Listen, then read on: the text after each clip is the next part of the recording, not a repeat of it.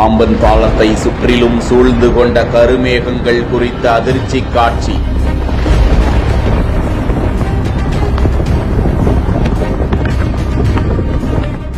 மேக வெடிப்பு, மேகத்திரள் ஏன் ராமேஸ்வரத்தை சூழ்ந்து கொள்கிறது? மேகங்கள். இருள் சூழ்ந்த வானிலையில் மக்கள் வானத்தை அண்ணாந்து பார்த்து அதிர்ச்சி.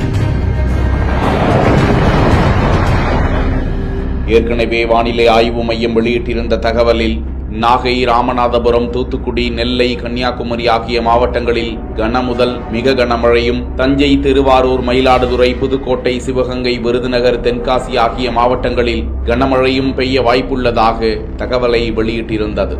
இந்த நிலையில் அதிகபட்சமாக ராமேஸ்வரத்தில் மேக வெடிப்பு ஏற்பட்டு 44 சென்டிமீட்டர் மழை கொட்டி தீர்த்தது. தங்கச்சி மடம், பாம்பன், மண்டபம், கோடியக்கரை, ராமநாதபுரம், வேதாரண்யம், வேளாங்கண்ணி, திருப்பூண்டி, நாகை, காரைக்காலில் மழை பதிவாகிய நிலையில் பாம்பன் பகுதியில் இருந்து எடுக்கப்பட்ட ஒரு காட்சியில் ராமேஸ்வரத்தை சுற்றி சூழ்ந்து கொண்டு கருமேகங்கள் திரளக்கூடிய காட்சி காண்போரை அதிர்ச்சி அடைய செய்து வருகிறது.